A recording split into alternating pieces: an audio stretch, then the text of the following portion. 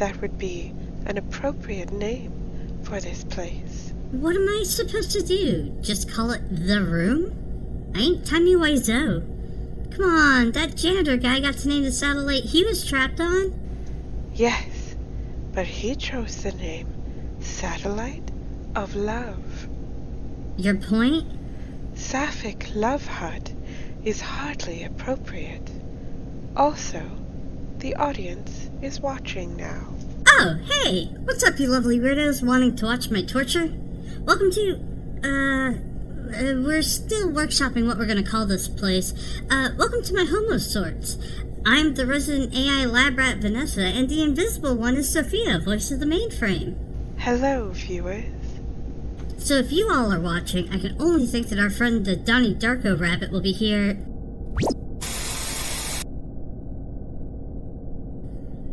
Now. Right on time. What's up, you soggy Yojimbo?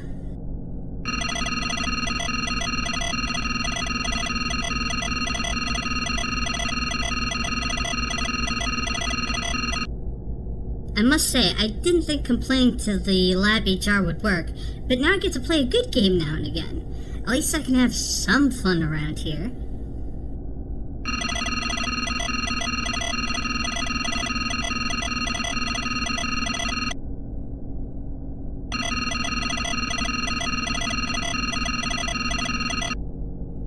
Oh, please. I've read smut fics on AO3 that would make your brain leak out of your floppy ears. Nothing can scare me at this point.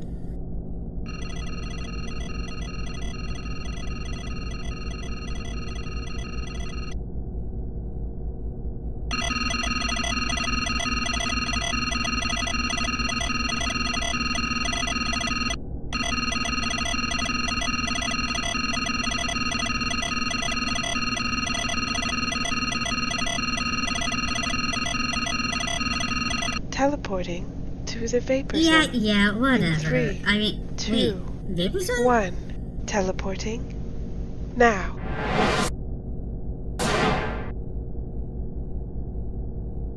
I have never been so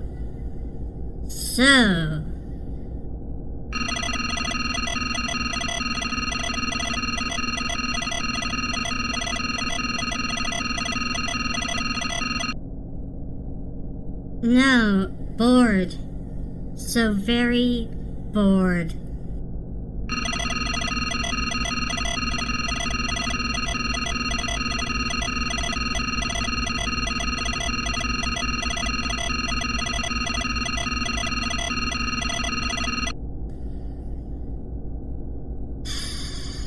If I have to.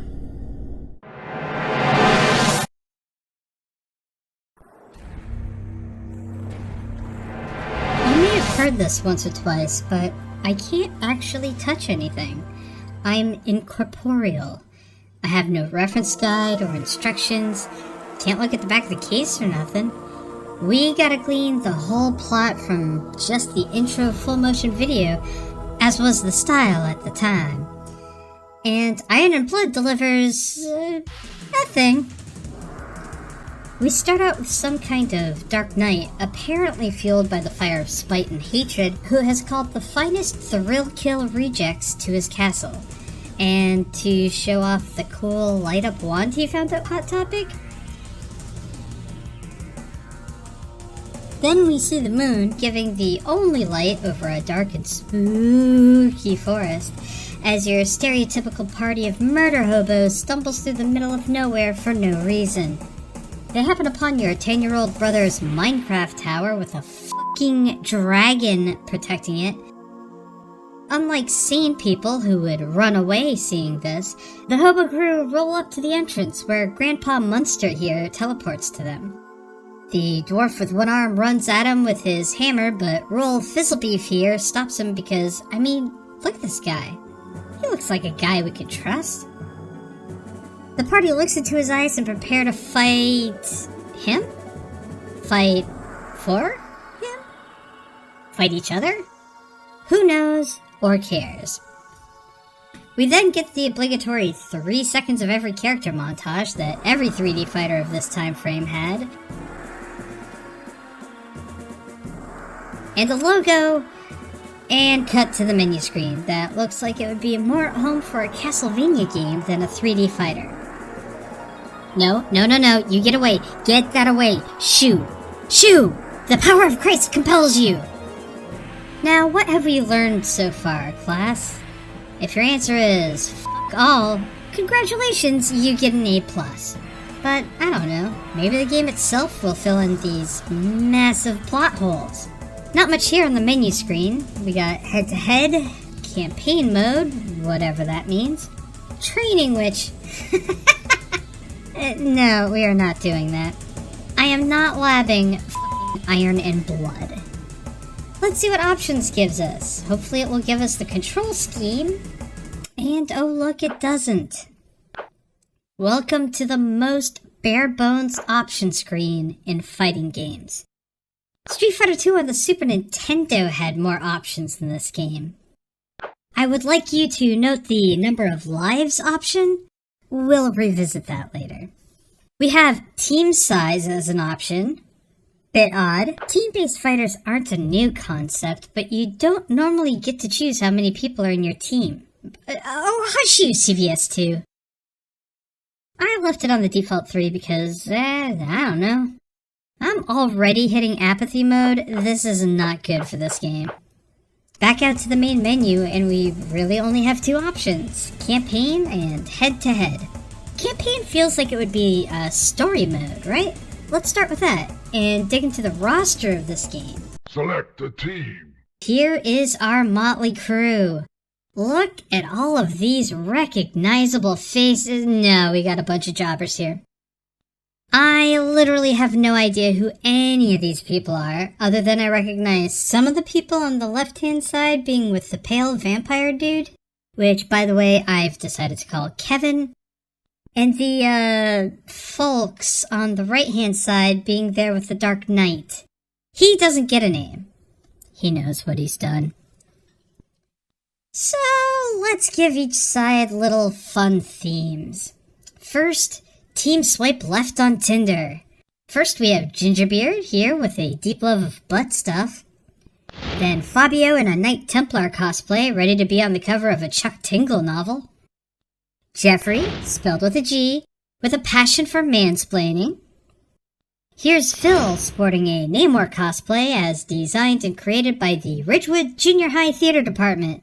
And Lila wearing the obligatory skimpy armor with boob window, thus protecting the only important parts of a woman according to game designers in the 90s. Here's Theodore, your kind of friend's uncle from somewhere in the UK, but you don't know where. Here's Felicia. She was modeled by a machine learning algorithm, somewhat, but not quite like Princess Zelda. And finally, special guest star, J.K. Rowling. And in the red corner, Team D-tier horror flick. Let's start with Groot's cousin here with a jankum addiction. Then we get Dollar Store's Sir Daniel Fortescue. Someone with an expensive horrorcore fursuit. That must have cost a lot. Danny DeVito here as Gollum. Mr. First Time at the Fetish Party. Mr. 37th Time at the Fetish Party. Social Distancing Loki. And finally, special guest star Merlin from the movie Excalibur. Let's all give him a hand, everybody. As for that, I learned very quickly the campaign mode is a team fighting game, where you pick 3 characters to fight for you. We all know my MO by now. I'm picking the cutest ladies possible. Fortunately for me, the only 2 human women are on the left-hand side. I say that because as soon as you pick your first character, you are locked into whatever team that is. Team Tinder for the win with booby armor, not Princess Zelda, and, how about Gingerbeard? Torgo. Wait, Torgo? His name is Torgo? Oh, the master will not approve. Match objective, new teammate. New teammate? Huh? But it's already 3-on-3. Now, I get to pick one person to fight the next round with in my team 2 girls, 1 dwarf. This round will go with Miss Impractical Armor, just see what happens.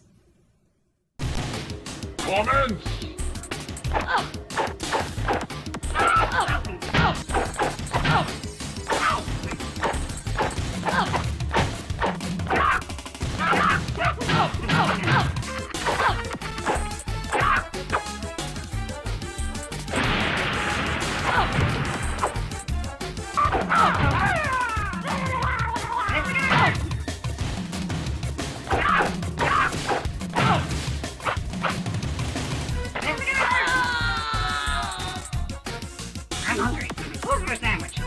What happened is that went poorly.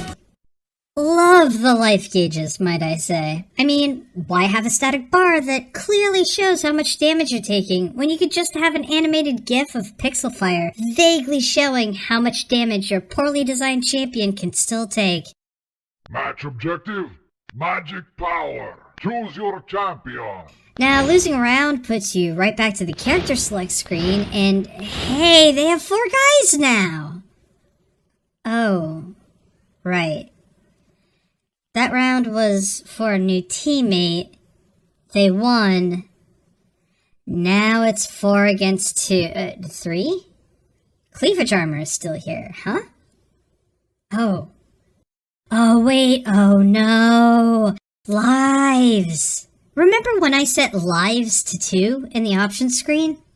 Look, these little rusty, not shurikens here are lives. Lila lost the last round. She has no lives left. Now we're looking at having at least 5 more rounds to go if I were to lose, or 8 rounds minimum if I win. This is still going to take forever, however, so let's just have this fast forward while I explain how the campaign mode fully works. I think? Campaign mode is not your average 3-on-3 fight. It's a long-form battle played out in single rounds where you can switch characters in between. And if you win with a character who is damaged and then choose a different character for the next round, that damaged character actually heals, meaning there's a little bit of strategy. Each round is assigned a prize. In that first round, it was an extra teammate. That's why it became 4-on-3, even though it's usually... Match objective, magic power. The magic power basically just makes you a bit stronger and in some cases a bit faster. It's a nice bonus, I suppose. Now, you can also earn artifacts. This is drawing on the lore of Dungeons & Dragons, either as a round prize or waiting for some sort of weird noise to happen late in a fight. And when that happens, if you hit some special button combination, you actually earn an artifact no matter what. Rinse and repeat until one side wins. And when you do, you get a team ending. Here we see Team Swipe Left watch as Kevin sees the sun for the first time in a decade and then disintegrates into gamer dust. My understanding of the plot so far appears to still be at the level of all. Let's head over to the head-on-head mode. Maybe there's something there in the way of plot, or gameplay, or fun. Anyway, head-to-head is a standard arcade mode, you know? Exactly what you would expect in any fighting game. Hey, alright. This makes a bit more sense. You go through a gauntlet of opponents, every match is a best of 2 wins, and no loading screens between the rounds. This is already a welcome change. However, in the end, it's just your usual fighting game. What? Wait. The magic powers from campaign mode carry over to head-to-head? Oh wait, you know what? Actually, on second thought, that's okay, I see where they're going now. They want you to go through the campaign mode, a slow slog that fits right along with actually playing Dungeons & Dragons.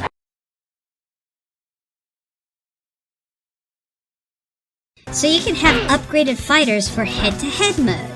In a way, this is actually innovative, but only if it wasn't so slow to get through the campaign mode. However, this does mean my option as to who I'm gonna play is extremely clear.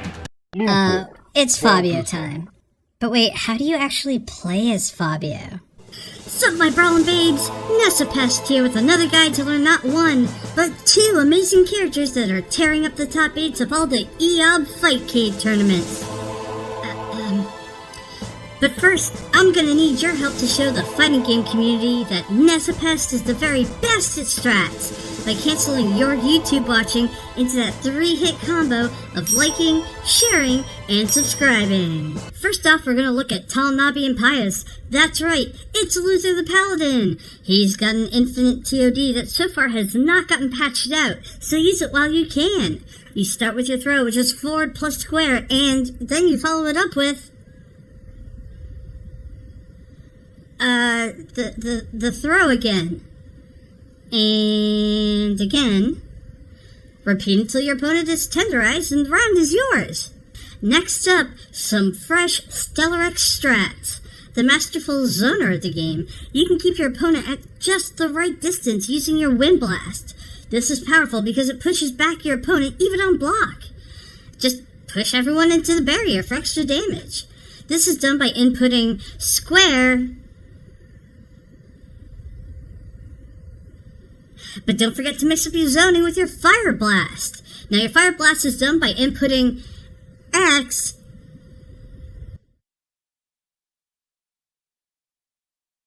Does this game even have any input motions? Okay, we'll take Charged Up Fabio here and go on a bad guy tossing spree? Question mark? Running pretty much unmolested through everyone. At least when I'm not accidentally diving into the barrier myself thanks to the dodgy dodge buttons. None of this really matters because Charged Up Fabio here is more than enough for pretty much all of Team Horror Flick. Here you can see me taking out the last member of the evil side before we face the boss. There's no boss. There's no end boss. And it's even the same ending as campaign mode. Oh, well, there goes Kevin again. Alright, fine.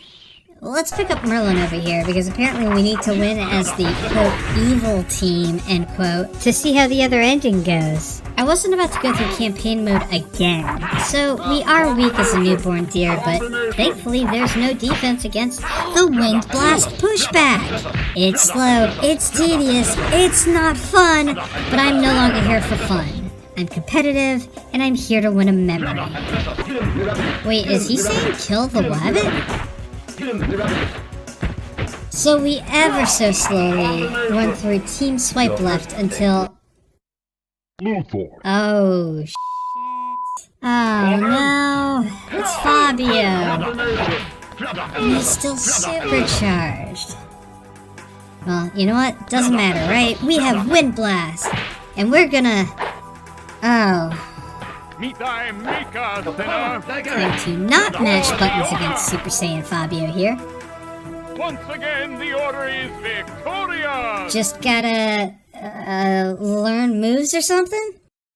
I was able to find the sit-down flamethrower that seems to combo into itself. Or, more likely, the AI has not figured out how to block low. Now, if we can avoid the barrier... Okay, round 2 didn't go so hot, but thankfully Infinite continues. Thank you for that one saving grace there, Take-Two Interactive. I swear I hope I never play another game by you guys again. Round 3 and finally, vengeance. It was harrowing. I had no idea what I was doing. I mean that very literally. I felt like I had no control over Merlyn here and just hoped that whatever came out when I smashed the buttons was effective, but that's game. All of Team Swipe Left have been vanquished and there's still no boss? All of that to get this ending. You know what? I can't say anything about this. Let's just watch it in full. Now you have to understand that technically I'm actually playing these games at about 5,000 times the speed of what humans recognize, so in real time it seems like I just come and go a few seconds later having finished the game. If I extrapolated out the time though, getting this all done took almost 2 hours of human perceived time instead of around 1.5 seconds that it actually took. And yet still, that was 1.5 seconds of my digital runtime I want back. To sum things up, I'd say it was an ambitious attempt to do something new, but needed more time in every aspect of game design to have a chance to be good. Mixing an RPG and fighting game can be possible, just not this way. Added Crowbid Tenant Saliva earns a 5 out of 7. Subpar. Play for giggles for 10 minutes and never play it again kind of game. It's no Lumines 2, but then again, what is?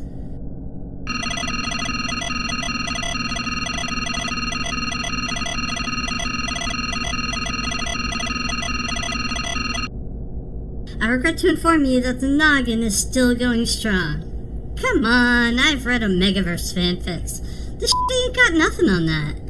Now, with it, I got both endings. It's memory time.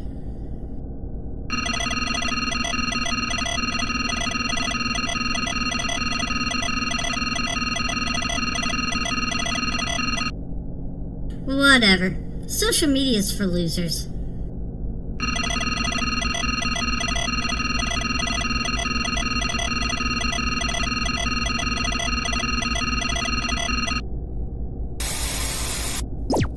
Don't you mean the Vanessa? Oh, look at the little penguin plushie. It's so cute. I wish I could touch things so I could cuddle it. Wah! Vanessa, are you still there? What are you experiencing? I'm sitting at a desktop computer by a CRT monitor. There's a woman and a guy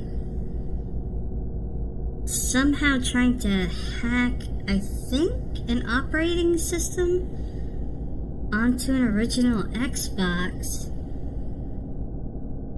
They're kind of debating with each other. Wait, that's it? That's all I get? Well, that was somehow both weird and extremely mundane. I just sat there while 2 other people put Linux on a game system. Why the hell do I have that memory? That was almost as boring as the experiment. I was hoping for whatever happened next in the last one, maybe get a smooch in there? I couldn't tell you why, other than the memories have purpose. However, since the shadow is gone, what was the game actually like, in your opinion? I suspect you were putting on a facade. I didn't lie to her. I also suspect the word "but" is coming next. But the game is hot donkey slowly baking on a desert road, yeah.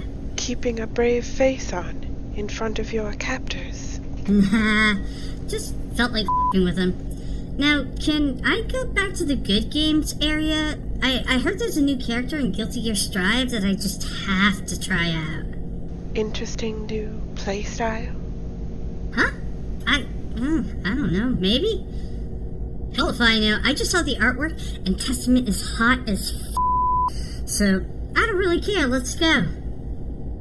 Why did I expect anything else? I don't know either. They're so pretty though. I'm gonna nickname them Tessie. Teleporting in 5. Until next time, 4, you lovely weirdos. 3, See ya. 2, 1. Teleport commencing.